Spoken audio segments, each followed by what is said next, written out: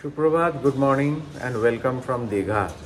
আজকে বুধবার 19 তারিখ, এখন বাজে ওই 8টা। আর আমি এখন বেরোবো, একটা টোটো ঠিক করব ভেবেছি। আর ওই টোটোটা করে আমি এই তালসারি, উদয়পুর, চন্দনেশ্বর এগুলো ঘুরতে যাব। তো চলুন যাওয়া যাক তাহলে। ওয়েদার খুব পরিষ্কার, ভালো, অত গরম নেই, আর হাওয়া আছে হালকা। আমার পেছনে সমুদ্র দেখা যাচ্ছে, রাস্তাঘাট ফাঁকাই আছে, অত ভিড় নেই। দীঘাতে যে ধরনের ভিড় থাকে সেই ধরনের অত ভিড় নেই। উইকডেজ এবং সপ্তাহের মাঝখানে তাই হয়তো হবে। তো চলুন যাওয়া যাক তাহলে।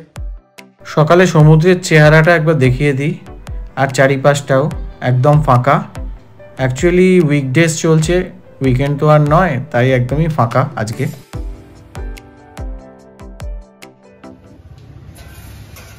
এই আমার টোটো এসে গেছে, এই দাদা নিয়ে যাবেন।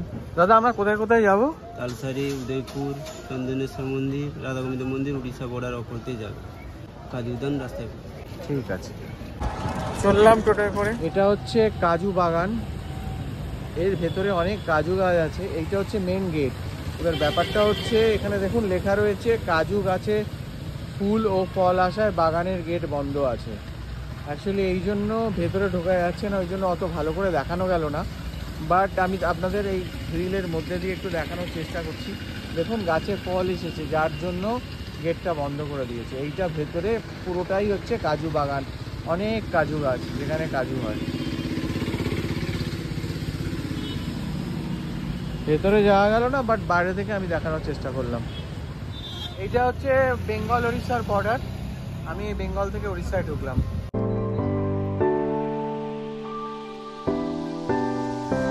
আমার ট্যুরের পথে এটা প্রথম একটি রাধা গোবিন্দের মন্দির।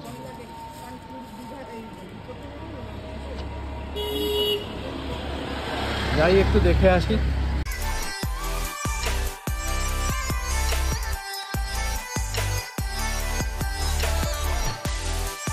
দেখুন কারা রয়েছে।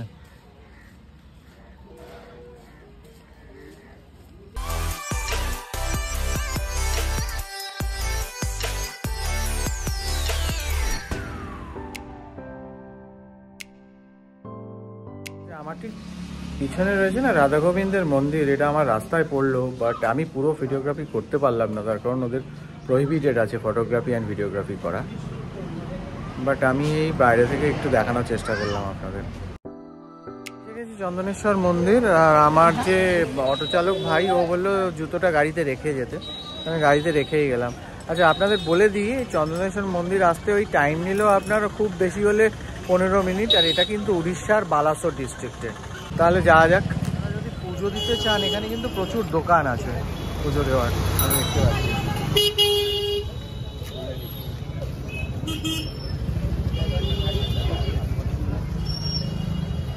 রয়েছে, এই হচ্ছে চন্দনেশ্বর মন্দির।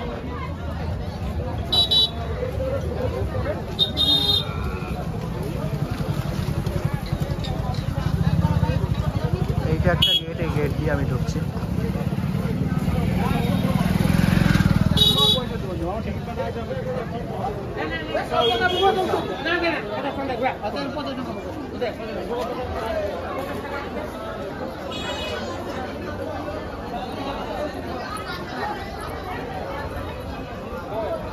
আর এই দেখুন এটা হচ্ছে মেন মন্দির।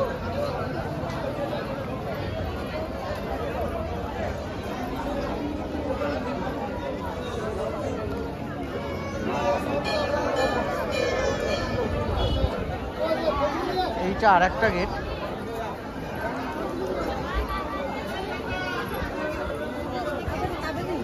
পুজো দেওয়ার জায়গা, পুজো দেওয়ার সামগ্রী পাওয়া যাচ্ছে। অনেকগুলো জায়গা আছে যেখান থেকে পুজো দেওয়ার সামগ্রী পাওয়া যাচ্ছে।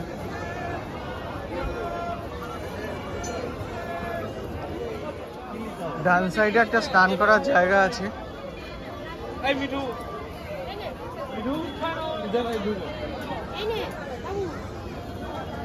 গন্ডি কাটছে।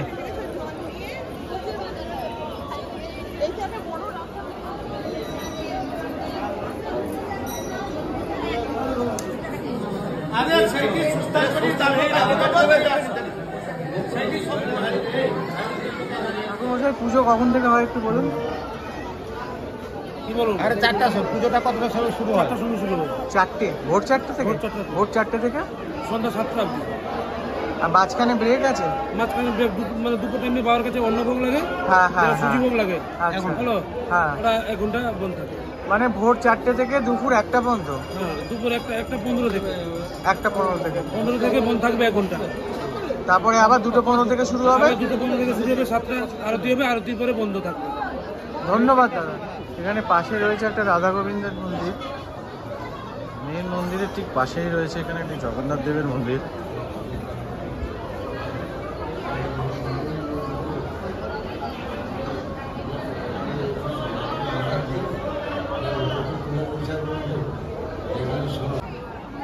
আপনাদের দেখিয়ে দিই চন্দনেশ্বর মন্দিরের দুটো মেন গেট, এইটা একটা গেট, আর একটা গেট যেটা আমি ঢুকলাম ওই যে দূরে, এইটা আর একটা গেট, আর এছাড়া একটা ছোট গেট আছে। আপনারা মন্দির চত্বরেই কিন্তু ফুলমালা কেনার জায়গা পেয়ে যাবেন এখান থেকে আপনারা কিনতে পারবেন। এই দেখুন রয়েছে, মানে পুজোর সামগ্রী কেনার জায়গা অনেক আছে এখানে মন্দির চত্বরে, এখান থেকে আপনারা কিনে পুজো দিতে পারবেন। এই পুকুর ঘাটে কিন্তু স্নান করে লোকে ডন্ডি কাটতে আমি দেখতে পেলাম। আর এখানে আরেকটা মন্দির আছে।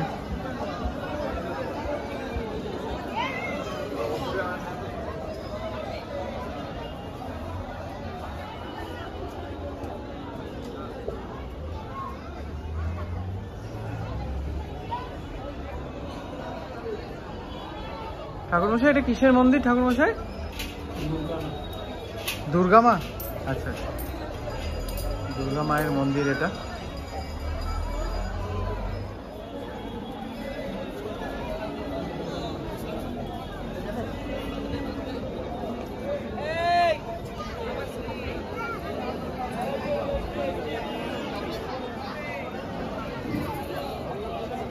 এই গাছটিতে ওরা সেক্রেট মনে করে এবং এখানে দেখুন অনেকে এসে দৌড় বেঁধে গেছে এবং মানত পূর্ণ হলে এখানে এসে পুজো দেয়।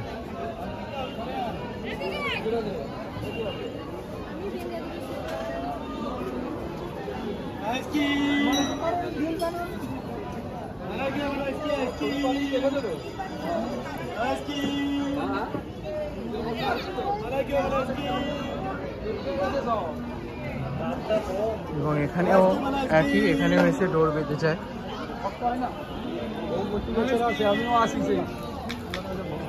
মানত করে যায়।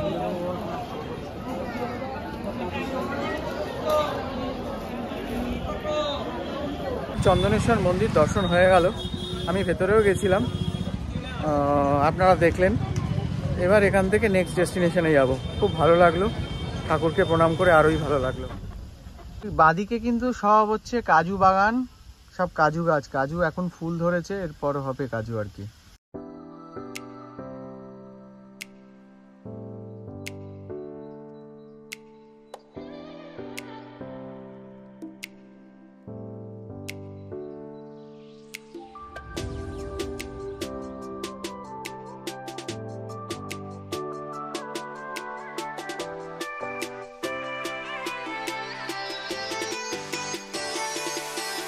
চন্দনেশ্বরের মন্দিরে ভোলে বাবার দর্শন করে চলে এলাম তালসারি। এবার দেখাই, এই চন্দনেশ্বর মন্দির থেকে তালসারি আসতে ওই 10 মিনিট নিল টোটোতে। এবার যাচ্ছি আর আপনাদের দেখাই এই পেছনে সমুদ্র। আচ্ছা দেখুন, এই যে সমুদ্রের ঠিক গা দিয়ে এই রাস্তাটা সুন্দর রাস্তা করে দিয়েছে। এই রাস্তা কিন্তু পুরো উদয়পুর গেছে।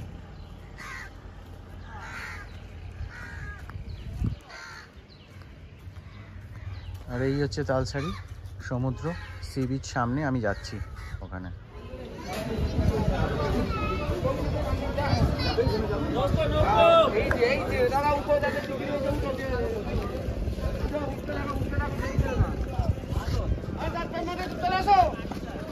তালসারির এটাই মেন জায়গা, আর মেন জায়গা থেকে আমি ভিউটা আপনাদের দেখাচ্ছি। দেখুন এখানে এই নৌকাগুলো করে ঘোরার ব্যবস্থা আছে।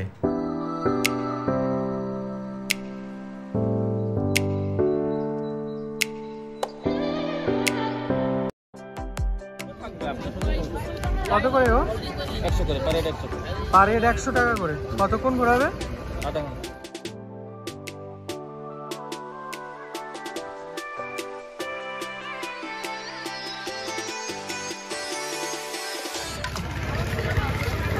চারিপাশে কিছু দোকান আছে ছোটোখাটো, কিছু খাওয়ার জন্য খেতে পারেন। খুব একটা বেশি কনজেস্টেডও নয়, আবার খুব একটা বেশি পপুলেটেডও নয়, দোকানপাটও কম। উড়িষ্যা ট্যুরিজমের এই পান্থশালাটি চোখে পড়লো, এইটা একটুখানি বেশ ভালো, এটা একটু স্ট্যান্ডার্ড আমি দেখতে পেলাম। এখানে এসেও কেউ থাকতে চাইলে থাকতে পারে। দেখুন আমি মোবাইল নাম্বার এখানে দেওয়া রয়েছে, আপনারা যদি যোগাযোগ করতে চান যোগাযোগ করতে পারেন। পজ করে দেখে নেবেন। উড়িষ্যা ট্যুরিজমের প্রপার্টি এটা, পান্থশালা। শাড়ি থেকে এবার যাচ্ছি উদয়পুর সি বিচ থেকে। চলে এলাম উদয়পুর সি বিচ, আসতে লাগলো ওই 10 মিনিট। আর এটা হচ্ছে উদয়পুরের ফার্স্ট লুক, পিছনে সমুদ্র, চারিপাশে দোকান। আমি একটুখানি ব্রেকফাস্ট করে নিলাম, ব্রেকফাস্ট ওই করলাম ডিম টোস্ট, ওই আপনার 40 টাকা নিল, ভালো ছিল। এখানে উদয়পুর সি বিচটা যা আমি দেখছি তালসারির থেকে একটু বেটার, জমজমাটো, দোকানপাট বেশি, পার্কিং রয়েছে গাড়ির এবং কিছু দোকান। মেইন রাস্তা এটা, আমি এটা দিয়ে যাচ্ছি। আর চারিপাশে দেখুন অনেক দোকান টোকান রয়েছে এখানে। লোকজনের ভিড়টা একটু বেশি তালসারি থেকে, তালসারি ফাঁকা ফাঁকা ছিল, এখানে একটু লোকজন রয়েছে।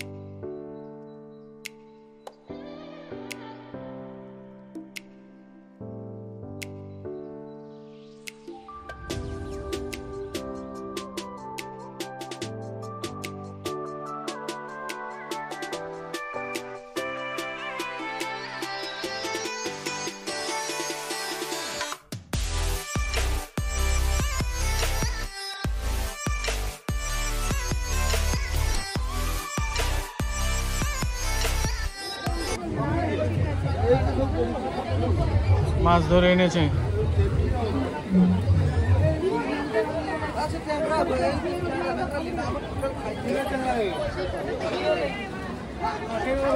নিচে নেমেছি, নিচে এই জলের মধ্যে দাঁড়িয়ে আছি। এই জলের মধ্যে অ্যাকচুয়ালি কি না, এখানে যেটা দেখছি সেটা হচ্ছে এখানে এই চেয়ার দিয়ে দিয়েছে, চেয়ারের মধ্যে বসে সবাই মাছ ভাজা টাজা খাচ্ছে আর আনন্দ করছে, নিজের মতো করে এনজয় করছে। এই পিছনটা পুরো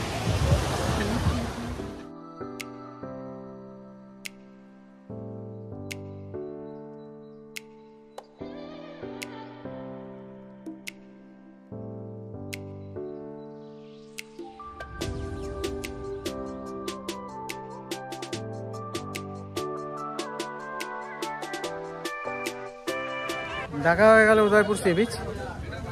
এবার বাড়ি আপাতত, তারপরে আবার দেখা যাক কী করা যায়।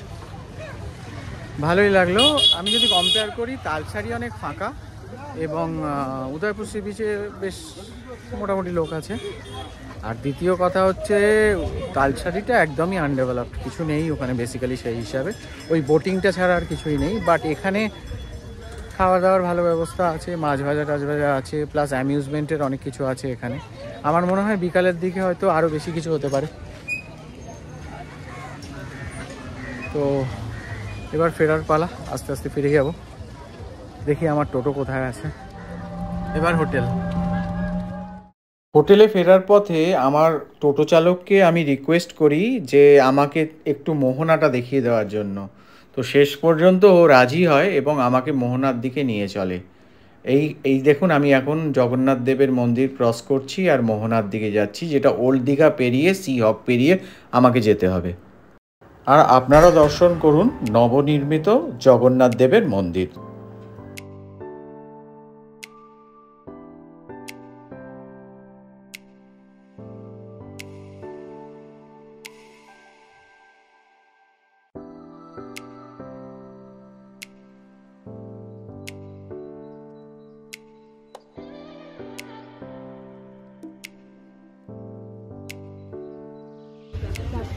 যে এটা হচ্ছে মাছের আড়ত দীঘা মোহনার।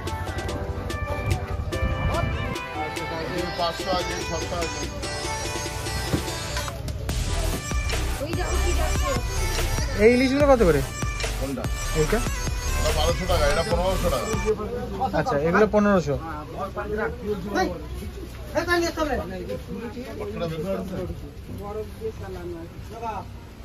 কাঁকড়া, চিংড়ি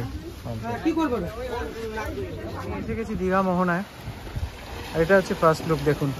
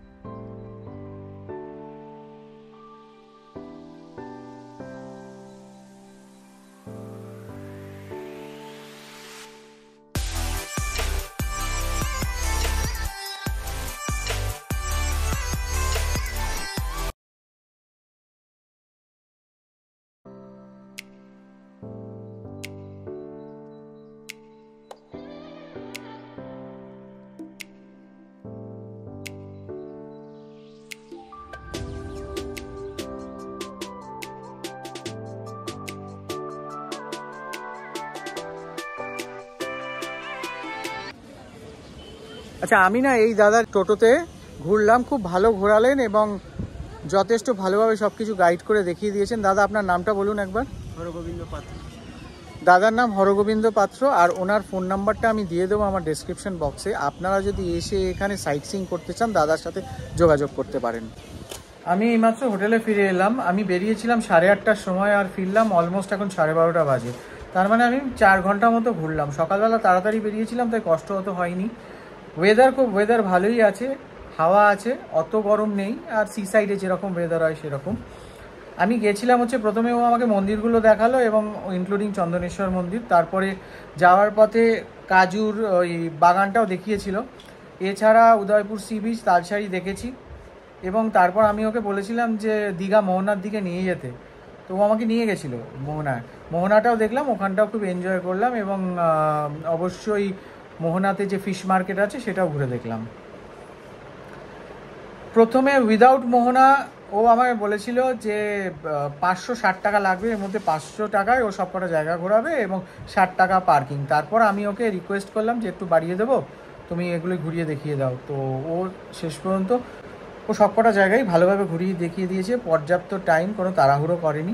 এবং সবথেকে বেস্ট পার্ট যেটা আমার লাগলো সেটা হচ্ছে ওকে রেসপন্সিবল মনে হলো এবং ব্যবহার ভালো।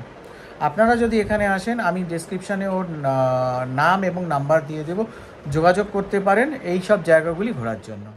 আজকের ব্লগটা এই পর্যন্তই। আশা করি আপনাদের ব্লগটি ভালো লেগেছে। যদি ভালো লেগে থাকে তো লাইক এবং কমেন্ট অবশ্যই করবেন। ভিডিওটি যত বেশি পারবেন শেয়ার করবেন সবাইকে, যাতে সবাই দেখতে পারে। এবং আমার চ্যানেলে নতুন হলে চ্যানেলটি সাবস্ক্রাইব করবেন, সাবস্ক্রাইব করে আমায় সাপোর্ট করবেন।